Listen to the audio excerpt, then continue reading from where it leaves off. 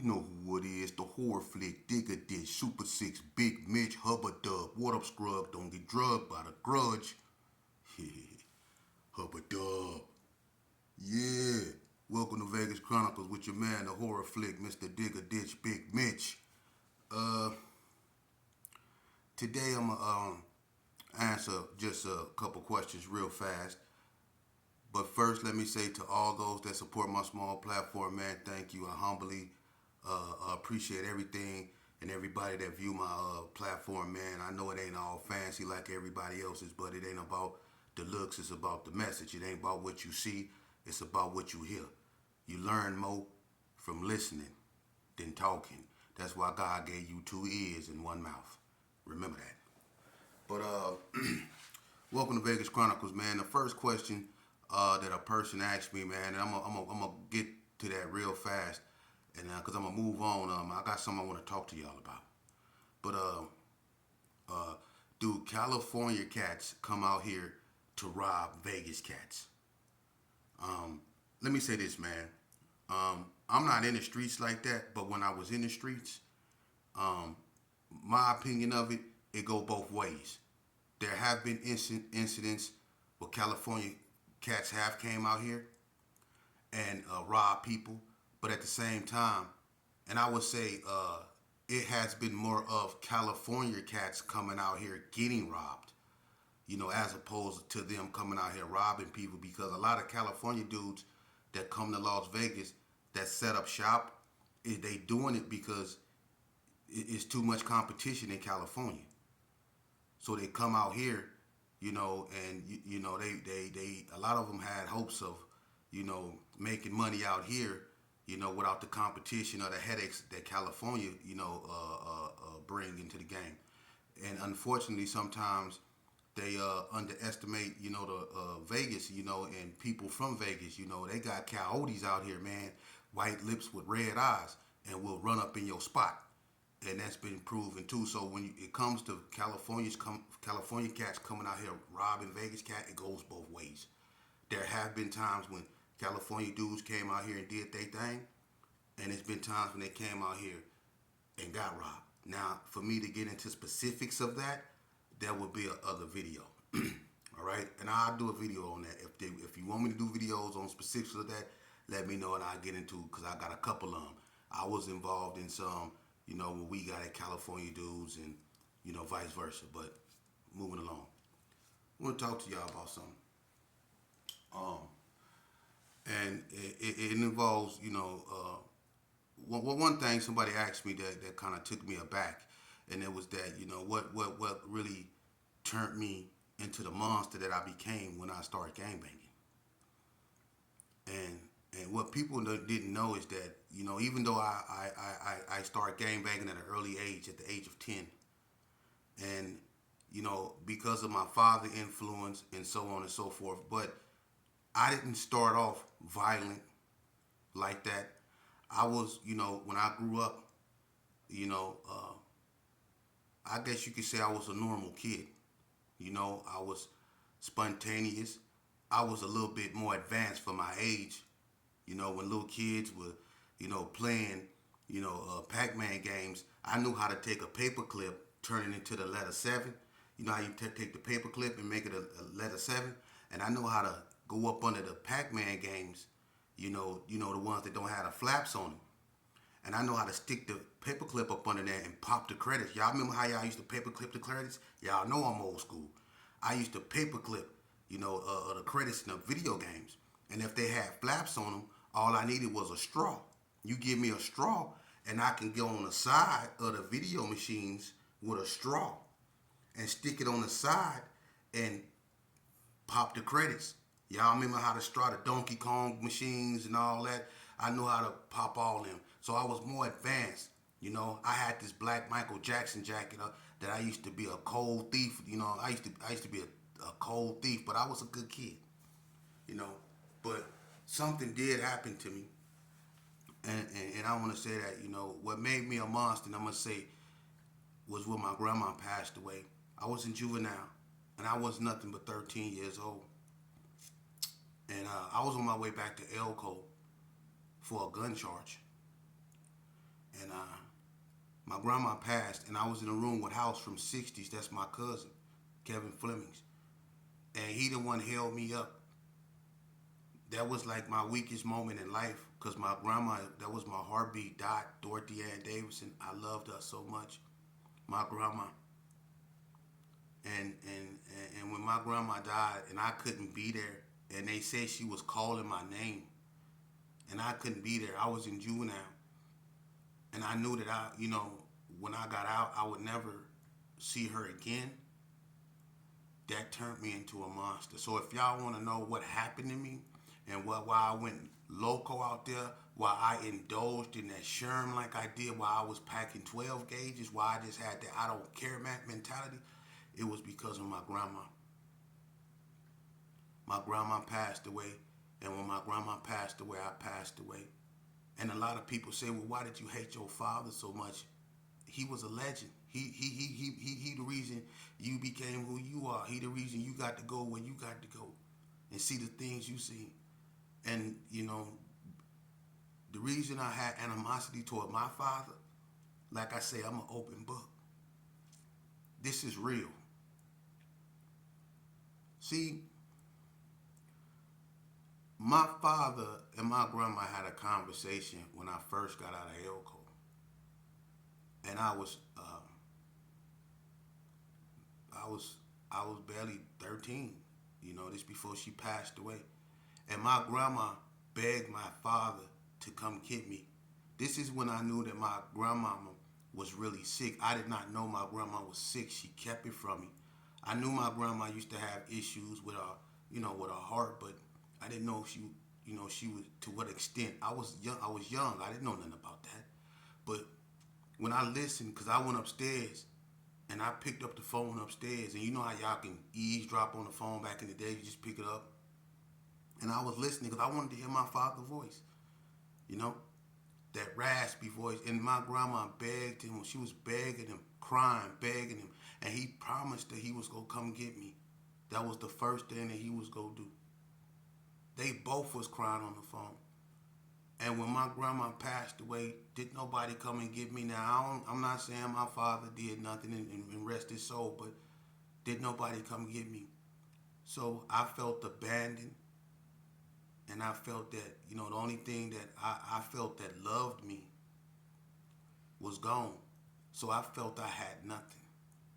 And everybody that had their parents and everybody that was happy, I hated them for that. And I wanted to make everybody pay.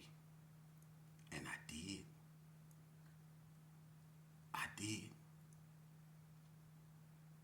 But I'm going to get into that, and more into that. We're going to call that the making of a monster. I'm going to get into that. But I want to tell y'all something. Vegas Chronicles. I need to get my mind off that. Me and my cousin, Lil Chappie.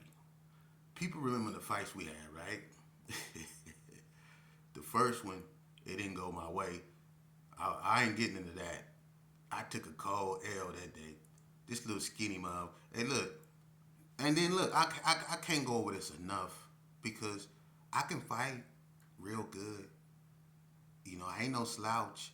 I ain't the toughest dude in the world, but I'm alright. But look, this dude, on this day right here, it was like I was in the ring with 3 Roy Jones Jr. And that boy put something up on me, man, that I couldn't wash off for real. But we had another fight, and it was in front of Ghetto Mama house. That's when me and Kippy, rest in peace, we was together. We was walking through the G's, and I couldn't catch up with Lil Chappie for nothing in the world. He kept running from me. He know he did. It's all good now. But I couldn't catch up to Lil Chappie. And one day, me and Kippy was walking through the G's, and we seen him. And it had been 6 months. I had went to Tennessee, got out, and he thought I wasn't tripping no more since time had passed. But I was still tripping because when that happened, they wouldn't leave me. They rubbed that in my face. So what happened was he tried to give me a K, and I tried to bomb on him. And Chappie, he real swift. And when I tried to hit him, he ducked and he took off running. Me and Kippy, we laughing, you know what I'm saying? I said, he keep running, I can't, and I'm not finna chase him because I ain't gonna catch him. But look what he do. He went and he got the 40 blocks. For real. He went and Buzzo, he remember this because he went and got Buzzo, Sherlock, Myron, I think Stone was there, and there was a few more of them because they was in Buzzo, Monte Carlo, the white one with the brown top, and they was in Myron, cop, the all white, think Monte Carlo, the one that it was like Guy Porter had. It was all white on McLean's. Anyway, they made me and Kevy Kev square up again, right? I end up slamming Kevy Kev on his head. He couldn't do nothing with me. I slammed him on his head hard. Am I lying, Buzzo? I slammed him on his head. I can't mess with him. He too strong and all that. Nah, you gonna mess with me because you hit me in my eye. Way I still feel that. You see what I'm saying? So I want to mangle him. Buzzo in his feelings. I don't know why, but me and Buzzo never got along. Buzzo from the block, the Carver Street Coyote. Me and him, we never got along, right? So when he see how I do Kevy Kev, he throw his dukes up at me. Now he want to fight. Kipnut was like, man, it's between the homies, man. What you got to do with it, Buzzo? You know what I'm saying? And Buzzo was like, this my cousin. You know what I'm saying? He was like, what's up? He want to fight, right? Myron pulled a pistol on. Buzzo remember that? Myron pulled a pistol on, right? Talking about, get on your knees. Get on your knees. You got me messed up. So I'm trying to, get behind Nut. You know what I'm saying? I ain't gonna lie. He trying to pop him off. So Buzzo grab him. I take off running. He don't know, dude, you know I'm coming back. So I'm saying me and Myron into it now. Now, about a week go by. It was some back and forth gunplay between me and the block. And Myron was messing with this female that stayed right there on the corner house of McGuire, right? And if you go in the back of U-turn them house, she stayed right there facing where girl Bug them stayed. If you came out of the house on that end corner, right next door to where Frog sister Jamie stayed. Myron had a female that stayed right there. I think her name was Judy, Jackie, something with a J. Stayed right there on the end. And one day I see his cop over there. He had an all white. It was a Monte Carlo and Chrome McLean. Something. Him and Guy Porter had like two cars that they looked alike. But I know Myron car. Myron's short. You know what I'm saying? And he know martial arts. You know what I'm saying? So dealing with him, and he a hothead. Dealing with him, you got to be on your game. So I called him up over there visiting, I guess, his female. You know what I mean? I'm sitting there, I'm talking to U-turn. We chopping it up. U-turn, you know what I'm saying? I got a homeboy in that U-turn. U-turn couldn't leave the porch. His mama was strict as a mug, but I catch old boy coming, you know what I'm saying, over his girl house. So, I used to keep my gat, you know what I'm saying? They used to board up the doors in the Gerson. You know how the Gerson used to have them board up doors? I used to pull the plywood from the doors and stick my gun up in there. And it'll still just look like a boarded up door.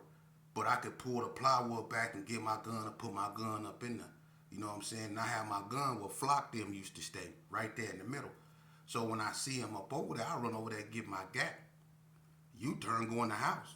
I peep around the corner. I'm watching him. He talking to the female. So I run all the way back around. I go all the way back around by Little Dog in my house. And then I run to the other side where Roxanne them stayed on the opposite end of where he was.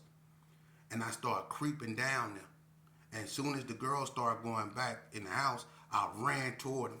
And he seen me coming, and he broke across the street, and I had a flame about that long coming up out that 5-7. I was on his helmet, blue, blue, blue, blue, blue, blue, blue, blue, blue, blue, blue, blue, blue, blue. I chased him up the block, got right at him. And Bread got in that. Me, Bread, and Jody Mack, and a few more of us, we went over there, and we was looking for Myron. And he wasn't over there. But Bread, just let it be known, if anything else happened, then we just go to war. That's what Bread was basically saying. So check this out. Me and Myron never really cross paths like that. I was always on alert for him. I guess he got the message. I ain't saying he no punk or nothing, but he got the message. He didn't want no beef with bread. You know what I mean? So he kind of left it alone. But I remember I was in I was on my way back to Memphis, Tennessee. You know, I caught another case when I was in jail, and I forget who came up and told me and said, "Hey man, you heard about Tiptoe?" I said, "Who? Myron?" He's like, "Yeah." I said, "What? What happened?" It's like in 91, 91. He said, "Man, I don't know, man, but something happened at the store. I think Ricky quit." What you mean, man? Something happened with the block, man. Something with a security guard. They got into it with the city guard. The security guard, they got the scrapping or whatever. Security guard don't Myron. Killed him.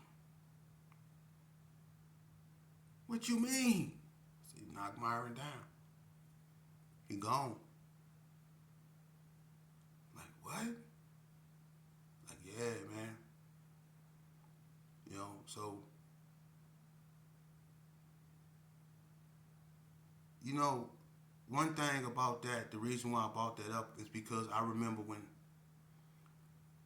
I was talking to Myron one day when Bob was tripping with the Queenettes because they came to the Gerson, you know, I guess the inside to perform or whatever to do their little thing, and the Queenettes, you know, they had some 6'0" females in there like Baby Blue and all them, and Bob Buzzo was tripping with them and all them, but I was talking to Myron, and Myron was like, you know, we all family, you know, we all family out here, you know what I mean? And I'm like, but the way we got into it and the way that ended, man, it make you, if you got people that you really, you know what I'm saying, consider your family, that, you know, and, you know what I mean, sometimes things get out of hand and y'all get into it, and, you know, unfortunately, you know, what happened between me and Myron, we I can't take back, we can't change time, but at the same time, man, we got to start treating each other more like family. As y'all can see, man, I just heard about my cousin Willie. My prayers is with him, you know, and you know, you know, I done lost so much through these last couple of years, man, that, you know, life, man, is so precious, man. Y'all got to really start being more, you know, caring and humble toward one another, man, because, you know, like King David said, you know, there's just one step between you and death, you know, and we have to be mindful of that, man, you know, and start, you know, paying attention to our loved ones, man, and get ourselves right with God, because we on borrowed time, you know, and I want you to know when I make these videos, they sincere and they come from the heart. You know, a lot of platforms, you know, I don't glorify what happened. You know, I got a life story to tell, you know, and it's not all good. But it's to educate, it's not to glorify. If a child or someone can pick up something from what I'm saying and can use it to the better of beneficiary of themselves, then I've done my job. You know, it's a lot of people on here that don't want me to speak to the youth. You know, it's a lot of people on here that have these preconceived notions, embedded notions of what I am and who I am, but they're not the ones to define me. The only thing that can define me is my actions, and the only thing that can define you are your actions. And that's the only thing you should be responsible for is your actions. Take yourself up out them crowds. So if you take yourself out them crowds, then you'll stop thinking with a crowd mentality. One thing about Las Vegas, it's so sad, you know, that we didn't get the memo, you know, that what we were doing at the time we were doing, and I understand that one thing led to another. In these streets, you know, things are unpredictable. Things happen. I understand that. But what did we get out of what we've done? From every hood, from the SAs to the Pinoy boys, from the KBs to the Reap boys, from all the Crips to the Bloods to the GPKs to the Ace of Spades to the GQs, what did we get from all this carnage we caused amongst ourselves? The only thing that you can acknowledge about this here is who not there when you have your function. See? And some of them, some neighborhoods can't even have functions so much, no more. You know, because it ain't got that bad. You can't differentiate between a homie or an enemy no more. You can't. So the best thing for you to do, and I hope you youngsters is listening to me, man, is be responsible for your own fingerprints. Be responsible for yourself. Reclaim your individuality. Listen to your parents, man. Especially if your parents been through it and they trying to lead you right. Listen to your parents. They love you. Your homies use that as a slang term, like "what's up, homie." When they say they love you, a lot of your homeboys just use it as slang. As saying "I love you" is the same as saying "what's up, homie." Because if you really think your homeboy love you, get separated in the room and be looking at a murder, or be looking at a bunch of time, or be looking at a federal indictment. You will see who love you. You'll see who love you. The person that love you is the one you on the phone with asking for $40 to get you some commissary and some cosmetics. That's who love you. Not the ones you in there with, from hanging with, being with, and doing stuff with. But the one you on the phone with asking for $40. That's the one that love you. I hope y'all paying attention. For real. It's not about north side, west side, east side, or south side. It's not about that. It's about the good side and the bad side. It's about good and evil, man. I've been in these streets. I did 20 years for gang banging. I done everything y'all trying to do. I done believed in everything y'all think y'all believed in, all the way down to the devil. And it didn't get me nowhere but in a hole. Remember that. Mentally and physically, it got me in a hole. So when you living like that, what you're doing is you're digging a hole. For real. Now, if your homeboys ain't telling you this, then they lying to you. If your homeboys ain't telling you to get your behind in school, he don't love you. If your homeboys ain't telling you you don't need no gat, and if you do, you don't need to be where you at, that ain't your homeboy. For real. Because your homeboy wants you to do right, not wrong. He done wrong already, so you don't have to. That's your homeboy. That's your homeboy. Your homeboy don't turn his nose up at you because you burnt out. Because remember, it was once upon a time when both of y'all was eating sugar sandwiches, freeze cups, mambas, them tiki punch pops from Super 6, popcorn balls, caramel apples. 9 laters. Y'all was partners then, but you didn't call it a disease, it's called drug abuse, and he has it. But he forgot those days when y'all both was broke and didn't have nothing. See, your homeboy, he gonna always be your homeboy, whether you up or down. That don't mean that he gonna take care of you, but he won't never turn his back on you. He might not leave the door open, but he won't lock it. That's your homeboy. That's your friend.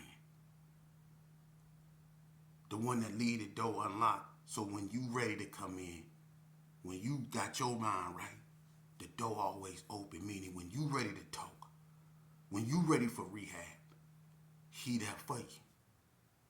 That's your friend. Don't let that go over your head. Trust me, I know what a friend is. You know why? Because I lost all mine to this game. I lost all my friends. Now I got so-called homeboys, but what's the difference between that and the enemy? Think about it. Sometimes in certain incidents, homeboy is synonymous with enemy. Smoke and mirrors. That's why the new trend is to backdoor. Oh, the homie got backdoored.